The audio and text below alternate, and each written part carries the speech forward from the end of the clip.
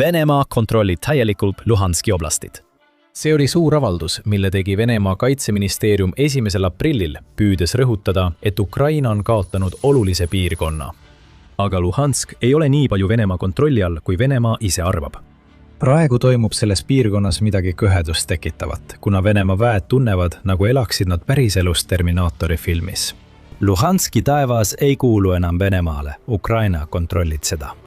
Metallist masinad külvavad surma Putini vägedele Luhanskis ja on vaid päevade küsimus, millal hakkame nägema Ukraina käekäigu pöördumist selles piirkonnas. Ukraina relvajõudude 3. armee korpusel on palju öelda Venemaa väidete kohta Luhanski kontrollimise osas. Telegrammis teatas korpus, et Venemaa väited lükati hetkega ümber, avaldades, et nad viisid läbi operatsiooni, mis näitab, kui nõrk on Venemaa tegelik kontroll Luhanski üle. Vastuseks vaenlase väidetele Luhanski oblasti täieliku hõivamise kohta teatame operatsioonist, mille eesmärk on kontrollida logistilisi marsruute Luhanski oblastis ja Ida-Slobozanski piirkonnas. Korpus teatas valjult, lisades, et Luhansk, Starobilske, Alšansk, Brjanka ja Kadivka on nüüd 3. armee korpuse droonide kontrolli all. See on väga oluline. See näitab meile, et kuigi Venemaal on maapinnal palju vägesid, puudub tal õhutõrje, mis oleks vajalik Ukraina droonide peatamiseks nii Luhanskis kui ka sellest piirkonnast kaugemal asuval Vene territooriumil. See on kontrolli all. Kui taevas on vaba, tulevad lendavad terminaatorid. Venemaa sõdurid on hirmul. Nad teavad, et kogu kaitse, mida nad arvasid endal olevat, on illusioon, sest 3. armee korpus ründab ikka ja jälle. Operatsiooni üksikasjad näitavad, kuidas Ukraina kahjustab Venemaad Luhanskis. Ja see, mida me selles operatsioonis näeme, on palju suurema probleemi algus Putini jaoks. Praegu kontrollib Luhanski õhuruumi Ukraina, kuid selle probleemi taga on palju suurem küsimus. Ukraina valmistub maapealseteks vasturünnakuteks, mis võivad viia selleni, et Venemaa kaotab nii territooriumi kui ka kontrolli õhuruumi üle võtmetähtsusega Donbassi piirkonnas. Kõik märgid viitavad sellele, et midagi suurt on tulemas. Ja me selgitame mõne minuti pärast, mida need tähendavad, aga kõigepealt on operatsioon ise. Kyiv Post avaldas 31. mai raportis üksikasjad, kus selgub, et 3. armee korpus viis läbi kõrge tempoga operatsiooni, mille käigus suudeti hõlpsasti mööda pääseda enamikust kaitsemeetmetest, mille Venemaa on Luhanskis paika pannud. Traditsioonilised õhutõrjesüsteemid ei olnud probleemiks. Need vähesed, mis alles on, võisid küll tulistada, kuid nad ei suutnud Ukraina droone eriti peatada. Ka piirkondlik elektroonilise sõjapidamise kaitsekate, mille Venemaa on Luhanskis loonud, ei suutnud Ukraina droone peatada, sest neist mindi hõlpsasti mööda. See ütleb meile kahte asja. Venemaa elektrooniline sõjapidamine ei ulatu nii kaugele, kui Putinil vaja oleks, ja Ukraina teab, kus piirkonnas asub Venemaa elektroonilise sõjapidamise varustus. Kui Vene kaitse oli ületatud, alustasid Ukraina droonid täppislöökide kampaaniat, mis jättis Vene sõjaväe varustuse leekidesse. Luhanski sees neutraliseeriti soomusmasinad, mis tähendab, et neid ei saanud enam kasutada Vene rünnakute toetamiseks sügavamale Donbassi piirkonda. Ka eesliini laskemoonalaud langesid Ukraina droonide ohvriks, jättes Vene väed ilma mürskude ja padruniteta, mida nad oma rünnakuteks vajavad. Need väed rindel seisavad silmitsi Ukraina kaitsega, olles täiesti ettevalmistamata. Kõik tänu lendavatele terminaatoritele, keda nad ei suuda näha. Luhanski sees on Putini käsilased nii hirmul, et ei julge võidelda surmava ja hirmutava ohuga, mis kogu piirkonnas nende peale tungib. Ukraina kontroll Luhanski õhuruumi üle on nii täielik, et isegi 3. armee korpus suutis seda ära kasutada, et korraldada lööke Vene territooriumi pihta. Korpuse droonid kasutasid Luhanskit rünnakukoridorina, mis tungis sügavale Venemaale ja tabas Izverina piiripunkti. See piiripunkt ei ole lihtsalt värav Ukraina ja Venemaa vahel.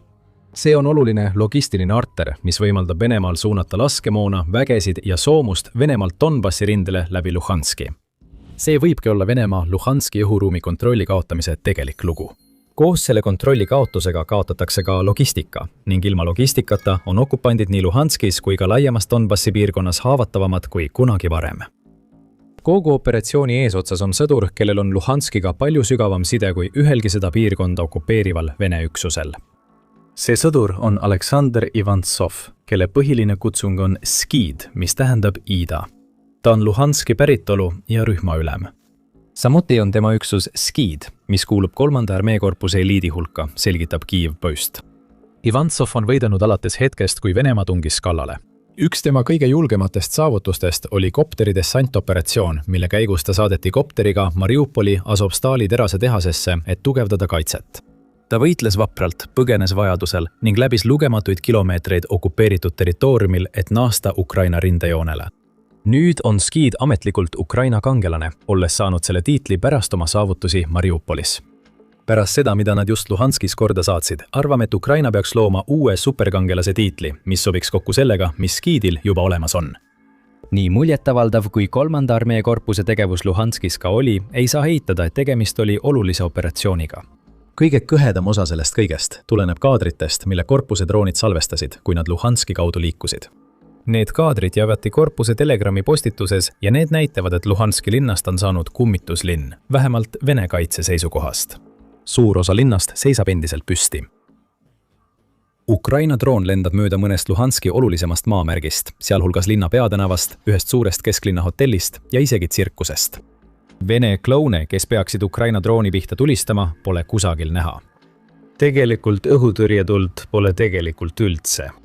Ukraina droon lendab üle peamise silla, mis ületab Luhanka jõe, saades samal ajal hea vaate 1. mai pargi vaaterattale. Venemaalt ei tule midagi. See lendab üle Radjanska tänava, kus asub linna regionaalhaldushoone. Venemaa tahab kindlasti seda hoonet kaitsta, kuid õhutõrjetuld ikka ei tule. Korduvalt on näha maamärke, Luhanski hotell, linna söekaevandus. Üheski neist kohtadest ei paikne Vene sõdureid ega õhutõrjet, mis peaks Ukraina rünnakuid peatama. See on Ukraina droonide jaoks liiga lihtne. Peaaegu nagu venelased oleksid poe kinni pannud ja peitu läinud. Lõpuks ilmub Ukraina drooni sihtmärk vaatevälja. Vene sõjaväesõiduk, mille sees olevad inimesed ei paista Ukraina drooni enne viimast hetke märkavat. Droon läheneb, sõiduk saab tabamuse ning kogu Luhanskis ja siis juba Venemaal endas kordub see stseen ikka ja jälle. Selline operatsioon ei tohiks lihtsalt võimalik olla. Vene õhutõrje Luhanskis oleks pidanud Ukraina droonid peatama, aga ei peatanud. Elektrooniline sõjapidamine oleks pidanud need droonid kursilt kõrvale juhtima. Elektrooniline sõjapidamine ebaõnnestus. Kõik see näitab meile, et Venemaa okupeerib Luhanskit, kuid tal puudub kontroll piirkonna õhuruumi üle ja see on probleem Putinile. Ta loodab Venemaa aeglasele maapealsele kampaaniale, et Ukrainas edu saavutada. Ja see maapealne kampaania omakorda sõltub sellest, et okupeeritud aladel toimiks logistika sujuvalt. Kui see logistika tõrgub, nagu me praegu Luhanskis näeme, kukub Vene pealetung kokku ja Putini väed maapinnal nõrgenevad. Control? Rohkem kontrolli? Luhansk on praegu haavatavam kui peaaegu ühelgi teisel hetkel selle sõja jooksul ja kõik märgid viitavad sellele, et midagi suurt valmistatakse ette. Praegu kasutab Ukraina ära seda, et Venemaa on kaotanud kontrolli Luhanski õhuruumi üle, et rünnata logistikat, kuid me oleme seda varemgi näinud. See on Ukraina keskne löögikampaania tegevuses ja mis algab õhus, lõpeb sageli vasturünnakutega maapinnal. Ja just selliseid asju me siin The Military Shows kajastamegi. Sellest, mida me siin kajastame, on palju rohkemgi, nii et kindlasti telli meie kanal, kui tahad kuulda Ukraina sõjauudiseid, mida peavoolumeedia sulle ei räägi. Nii et Luhanski taevas kuulub Ukrainale. Mõned võivad väita, et 3. armeekorpuse väited on pigem sümboolsed kui selge tõend selle kohta, et Ukraina on Luhanski õhuruumi enda kontrolli alla saanud. Sümboolsel poolel on kindlasti palju, millest rääkida. Putinis propaganda on loodud selleks, et jätta mulje, nagu kontrolliks Venemaa Luhanskit nii täielikult, et Ukraina ei suudaks seda piirkonda isegi puudutada. 3. armeekorpus ja selle droonid on sellele alati vastu vaielnud ning nad tõestasid seda oma mai lõpurünnakuga. Aga asi pole ainult selles. Korpuse droonirünnakute kaadrid näitavad meile, et Venemaa kaitse ei ole sugugi nii tugev, kui see peaks olema. See ei ole sümbolism. See loob aluse keskmaa kampaania laiendamiseks, mis on juba 2026 aastal Ukrainale tohutut tulu toonud. Räägime sellest kampaaniast korraks. Enne 2026 aastat oli Ukraina mõnevõrra piiratud selles, kui tugevalt ta sai okupeeritud aladel Vene tagalat rünnata. Tal on raketi- ja raketisüsteemid, nagu õhust lastavad Hammer-tüüpi raketid ja ATACMS-id, mis suudavad Vene positsioone tabada. Aga kui rääkida droonidest, siis enamik sellest, mis Ukrainal arsenalis oli, olid FPV-droonid, mis olid mõeldud rindele, ja kaugmaa-droonid, mida kasutati Venemaa enda ründamiseks. Aga 2026 aasta on toonud Ukraina sõtta täiesti uue etapi. Esimest korda pärast Putini sissetungi on Ukraina välja arendanud püsiva keskmaa droonide varu, mis suudavad tabada sihtmärke kuni 200 kilomeetri kaugusel rindest, ilma et see maksaks tohutult palju raha. See muudab mängu Ukraina jaoks. Ja see, mis selle tulemusena toimub, on Putinit täielikult ootamatult tabanud. Ukraina uus droonide arsenal sisaldab relvi nagu Hornet, mis suudab lennata 200 kilomeetrit ja kanda 5-kilost laengut, mille hind on vaid $5000. See on kulutõhusus koos piisava tulejõuga, et kahjustada Vene logistilisi vahendeid ja see on Putini uus probleem. Ukraina keskmaa rünnakute ulatus on hüppeliselt kasvanud tänu selliste droonide ilmumisele. Aprillis kahekordistus Ukraina keskmaa rünnakute arv Venemaa vastu võrreldes märtsiga ja neljakordistus võrreldes veebruariga. See ei ole juhus, see on kampaania. Ja see on kampaania, millel on selge eesmärk. Ukraina strateegia on lämmatada Venemaa logistika okupeeritud tagalas. Seda kampaaniat toetab Ukraina kaitseministeeriumi poolt avalikustatud uus programm. Nimega Logistika blokaad pühendab programm üle $110 miljoni Ukraina üksuste toetamiseks, mis ründavad just neid sihtmärke, mida 3. armeekorpus tabab Luhanskis. See on sisuliselt stiimuliskeem. Kui hävitate rohkem sõidukeid ja õhutõrjesüsteeme, saate kõik vajalikku, et tõesti Venemaad kahjustada seal, kus Putin arvas, et tema sõdurid on turvaliselt. Selle kampaania poolt Venemaa sõduritele tekitatud psühholoogilist hirmu ei tohi alahinnata. Kuude kaupa arvasid Putini väed sellistes kohtades nagu Luhansk, et nad on enamasti turvaliselt, ainult aeg-ajalt mõni raketirünnak murdis selle illusiooni loori. Nüüd on igasugune turvatunne kadunud. Ukraina tõestab, et suudab droone Luhanski kohal karistamatult lennutada, näidates Venemaa sõduritele, et miski ei kaitse neid enam. Nad ei ole enam kaitstud. Aga tegelik probleem on selles. Ukraina keskmaa kampaania toetab maapealset pealetungi, mis võtab Venemaalt territooriumi tagasi rekordilises mahus. 25. mai raportis ütleb Sõjauuringute Instituut ehk ISTUPKV, et Ukraina uus strateegia on esimest korda alates 2023. aastast muutnud sõjapositsioonilist iseloomu. Me näeme selle mõju. Vene edasitungid on pidurdumas sellisel määral, et nende saavutused on sisuliselt iga kuu nullilähedased. Ukraina seevastu loob tingimusi piiratud mehhaniseeritud manöövriteks ja taktikalise tasandi vasturünnakuteks, mis põhinevad nende poolt teostatavatel keskmaa rünnakutel. Ukraina edu Vene edasitungide tõkestamisel ja Vene saavutuste tagasipööramisel mõnes rindelõigus koos Ukraina piiratud mehhaniseeritud taktikaliste manöövrite taaskehtestamisega võib siiski tähistada sõja uue faasi algust, teatab ISV. Sellest uuest faasist peab Putin Luhanskis muret tundma.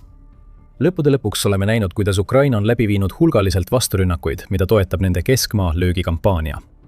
Ukraina presidendi Volodõmõr Zelenski sõnul on Ukraina alates 2026 aasta algusest vabastanud Venemaa käest 590 ruutkilomeetrit oma territooriumist. Suur osa sellest vabastamisest toimub Ukraina lõuna ja kagu osas. Siiski oleme näinud, et Ukraina on hakanud Donbassis edusamme tegema. 19. mail tuli uudis, et Ukraina väed olid Pokrovski piirkonnas 3 kilomeetrit edasi liikunud. See on veel üks piirkond, mida Venemaa väidab end kontrollivat. Sarnaseid olukordi nagu Luhanskis näeme kõikjal. Esmalt ründab Ukraina tagalat, nagu ta on suutnud teha Luhanskis.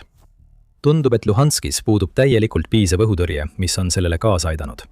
Nüüd, kui Ukraina saab seda piirkonda oma droonidega rünnata, tekivad võimalused. Venemaa Luhanski kaitses tekivad nõrkuse kohad, kuna logistilised arterid on läbi lõigatud. See, mis algab kontrollina õhuruumi üle, võib peagi areneda sihitud vasturünnakuteks nõrgenenud Vene kaitse vastu, mis väljendub selles, et Ukraina vabastab Luhanskis territooriumi. See on muster, mida oleme juba 2026 aastal korduvalt näinud ja see võib korduda ka Luhanskis, mis tekitab Putini jaoks suuri probleeme Donbassi rindel, millest räägime kohe. Tulles tagasi selle juurde, mida Ukraina on Luhanskis sümboolselt saavutanud, ei ole ainult Vene väed maapinnal need, kes hakkavad tundma, nagu oleksid nad sattunud Terminaatori filmi keskele. Venemaa sõjablogijad on sama hirmul selle üle, mida Ukraina teeb ja nad on Luhanski olukorrast ka teatanud. ISW teatab, et sõjablogijad kinnitavad, et Ukraina viib Luhanskis läbi keskmaa rünnakuid ning piirkonna õhutõrje läbimurdmine tähendab ka seda, et Ukraina droonidel on vaba tee Vene piirkondadesse, nagu näiteks Rostov. Rünnakud Donetskis ja Luhanskis põhjustavad ka kütuse ja laskemoona puudust, mis omakorda viib rindel nõrgenemiseni. See on vajalik, et Ukraina saaks maa peal oma sihitud vasturünnakuid läbi viia. Isegi kui need rünnakud ei sihi otseselt Luhanskit, tekitab Ukraina kontroll Luhanski õhuruumi üle probleeme Donetskis, kus sõdurid sõltuvad varustusest, mis liigub läbi Luhanski, et neid rindel toetada. Venemaa kontroll Luhanski üle ei ole selline, nagu nad väidavad, ja me näeme juba, kuidas Vene sõjablogijad selle fakti avalikustavad, mis tähendab, et ka propaganda, millele Putin nii tugevalt toetub, hakkab murenema. See toob meid teise probleemini, mille Ukraina rünnakud Luhanskis tekitavad. Putin kaotab kiiresti mõjuvõimu rahu läbirääkimistel. Venemaa suured väited Luhanski kontrollimise kohta, samuti väited selliste linnade nagu Pokrovski kontrollimise kohta, ei ole tehtud ainult selleks, et veenda Vene rahvast, et väidetav sõjaline erioperatsioon kulgeb plaanipäraselt. Venemaa esitab selliseid väiteid, sest tahab jätta mulje, et Venemaa laastab Ukrainat ja et Ukraina sõjavägi ei suuda midagi teha Donbassi piirkonna kaotuse peatamiseks. Mida tähendab Ukraina kontroll Luhanski õhuruumi üle Putini narratiivi jaoks? Midagi head see kindlasti ei tähenda. Kuna Vene pealetung aeglustub ja Ukraina tõestab, et Putini väited Ukraina jõu raugemisest on valed, kaob järjest enam võimalus, et Venemaa saab sellise rahuleppe, mille tulemusel Ukraina loovutab Donbassi. Ukraina teab seda. Seetõttu nagu Ukraina uus hääl. 29. mail teatas, taotleb Ukraina Venemaaga riigijuhtide tasandi kõnelusi pärast seda, kui USA juhitud rahuläbirääkimised on aeglustunud.